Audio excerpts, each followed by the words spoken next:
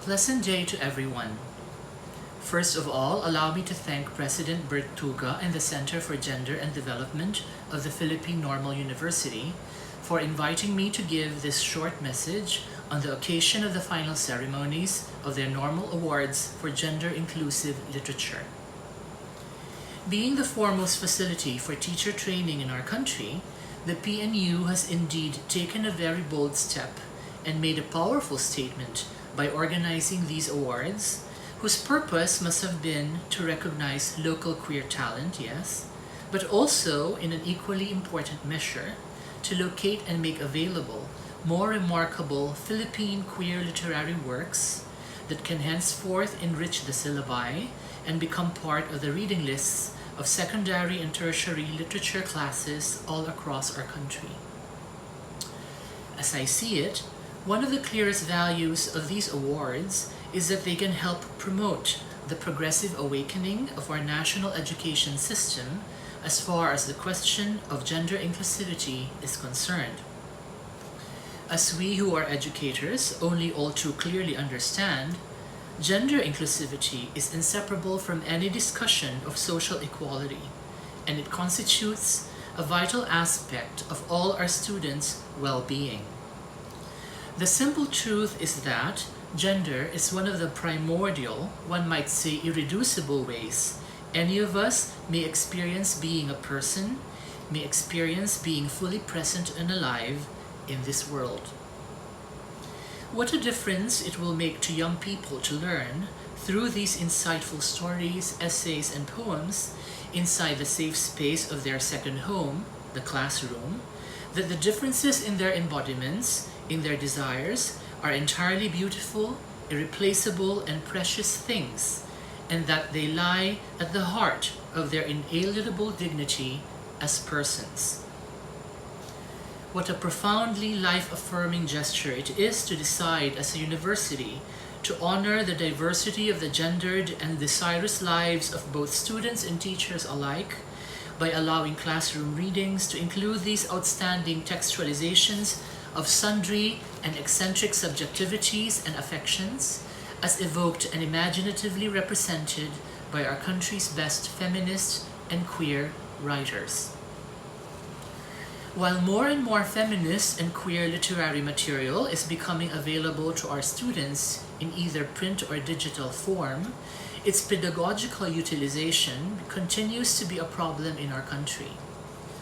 This late in the day, a clear dilemma we are still facing is the absence of an institutional structure in our national education system to present and properly teach feminist and queer texts in the senior high school and early tertiary levels, in which such texts are still missing by and large.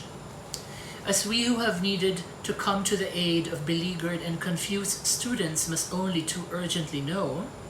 it is in these formative levels of general education in the Philippines where feminist and queer cultural productions are most crucially needed. We recognize the fact that in the typical Philippine humanities or literature classroom, the default interpretive position in making sense of representations of relationships, domesticity, desire, even nature and life itself is heteronormative. The prevailing humanist perspective in the reading and the creation of the arts in the typical Filipino schoolroom dismisses the difference that the question of queer desires and identifications makes to the creative process and output.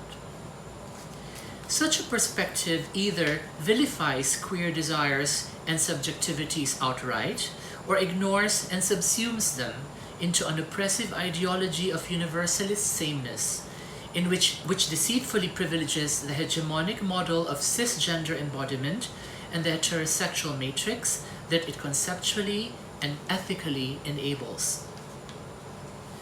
Affirming queer life as it is being lived by queer people is one thing and is truly important. However, we also understand that dignifying and sustaining this life in the world in which it must assert itself to exist is another thing altogether, and this task is just as vital. These awards are a step in just these divergent but complementary directions, and I applaud the Philippine Normal University and its enlightened officials for endeavoring to sponsor them. Discovering new queer writers and giving them a platform on which to be known and appreciated is already a wonderful and notable thing. Promoting the curricular use of important queer and feminist works of literature ennobles and magnifies the good of this undertaking, helping to push our educational system one step closer to actualizing the ideals of gender and sexual equality in our classrooms and in our country as a whole. Allow me to extend my thanks and congratulations once again to President Tuga and the Philippine Normal University on this momentous and joyful occasion. I also wish to congratulate all the winners of today's happy proceedings. I wish to say that the foremost merit of these works is not so much in their normativizing as in their rendering entirely familiar and relatable. Okay, the word we may critically use is normal, the irreducibly diverse and richly imagined and lived everyday realities of our country's women and LGBTQs as they have been artfully realized in these prize-winning works of fiction, non-fiction, and poetry. Padayon sa PNU, padayon sa mga queer at feminista nating manunulat, padayon sa ating mga guro't mag-aaral, padayon sa ating lahat,